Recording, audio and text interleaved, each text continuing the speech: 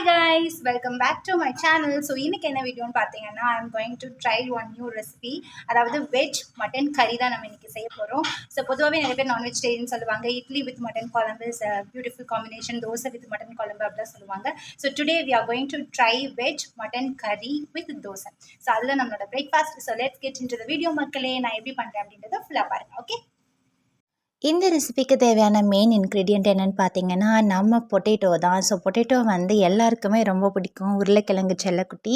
So அதை வச்சு தான் நம்ம இன்றைக்கி இதை வந்து ட்ரை பண்ண போகிறோம். ஃபஸ்ட்டு நான் வந்து பொட்டேட்டோவை வந்து நல்லா 2 விசில் போட்டு பாயில் பண்ணி எடுத்துட்டு அதுக்கப்புறம் வந்து அதை வந்து இப்போ நம்ம பீல் பண்ணி அது வந்து பெருசு பெருசாக போட்டிருக்கிறதுனால அதை வந்து நம்ம இப்போ கட் பண்ணி எடுத்துக்க போகிறோம். ஸோ உருளைக்கிழங்கு இஸ் மை ஃபேவரட் அண்ட் எல்லாருக்குமே உருளைக்கிழங்குனா ரொம்ப பிடிக்கும். ஸோ அதனால் வந்துட்டு நீங்கள் வந்து இதை கண்டிப்பாக ட்ரை பண்ணி பாருங்கள், ஓகேவா? ஸோ நான் பண்ணுற மாதிரி அப்படியே பண்ணுங்கள். உப்பு மட்டும் கொஞ்சம் கான்ஷியஸாக உப்பு காரம் மட்டும் உங்களுக்கு தேவைக்கு தகுந்த மாதிரி போட்டுக்கோங்க. ஓகே, ஸோ நான் இப்போ 2 கட் பண்ணி எடுத்துக்கிட்டேன். இப்போ பார்த்தீங்கன்னா நான் கிரைண்ட் பண்ணுறதுக்கு சில திங்ஸ்லாம் எடுத்திருக்கேன். ஸோ இதில் வந்து 2 பழுத்த தக்காளி, அதுக்கப்புறம் கொஞ்சோண்டு பூண்டு, கொஞ்சோண்டு இஞ்சி, இவ்வளோ தான் இருக்கணும். இஞ்சி பூண்டு வந்து கொஞ்சம் கம்மியாகவே போடுங்க. இது வந்து டாமினேட் பண்ணிடக்கூடாது. அண்டு கோகோனட் ஒரு 3 சில்லு, இந்த மாதிரி ஒரு 3 சில் வந்து எடுத்திருக்கேன் கோகோனட்டு.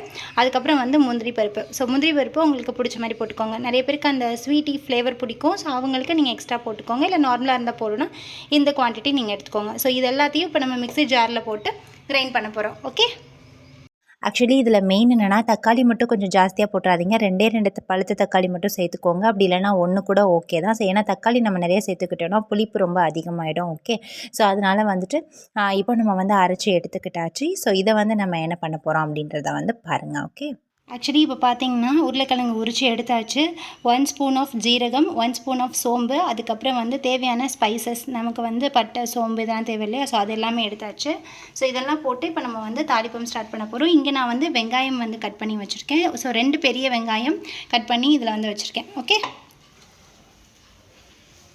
இப்போ கடாயில் எண்ணெய் ஊற்றிட்டு வந்து சோம்பு, ஜீரகம், அதுக்கப்புறம் நம்ம வச்சுருக்க ஸ்பைசஸ் எல்லாமே வந்து மிக்ஸ் பண்ணிக்கலாம். மிக்ஸ் பண்ணிவிட்டு நல்லா வந்து ஃப்ரை பண்ணிவிட்டு அதுக்கப்புறம் ஆனியனும் வந்து நம்ம சேர்த்துக்கலாம். ஆனியன் வந்து 2 பெரிய வெங்காயம் வந்து போதும். ஸோ நீங்கள் நிறைய பேருக்கு செய்கிறீங்க அப்படின்னா அதுக்கு தேவையான தக்கலை நீங்கள் அளவில் போட்டுக்கோங்க. நான் வந்து 3 பேருக்கு செஞ்சேன்.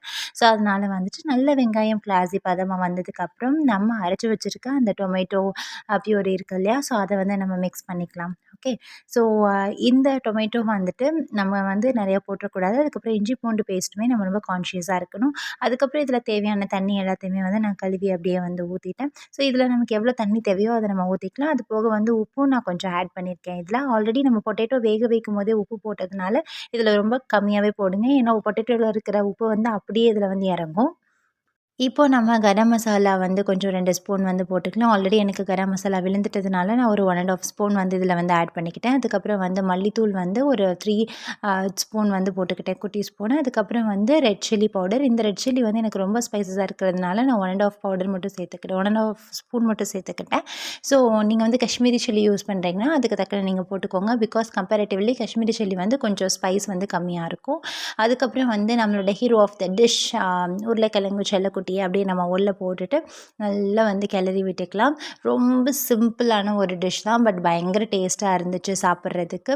ஸோ இப்போ இதை நம்ம வந்து அப்படியே வந்து தட்டை போட்டு மூடிட்டு let us leave for 5 to 10 minutes. அதுக்கப்புறம் நம்ம ஓப்பன் பண்ணி பார்த்தோன்னா இந்த மாதிரி நல்ல ஒரு தொக்கு பதத்துக்கு நல்லா கெட்டியாக வந்துடும். நம்ம அரைச்சி ஊற்றின முந்திரி பருப்பு எல்லாமே பார்த்தீங்கன்னா எவ்வளோ கலர்ஃபுல்லாக இருந்துச்சுன்னு.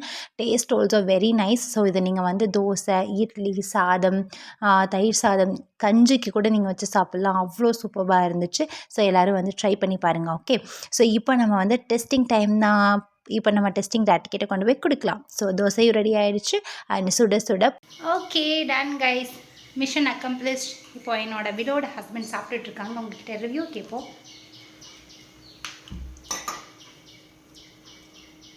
How do you feel? நல்லா இருக்கா? அவ்வளோதான். That's all. Thanks for watching. Love you all.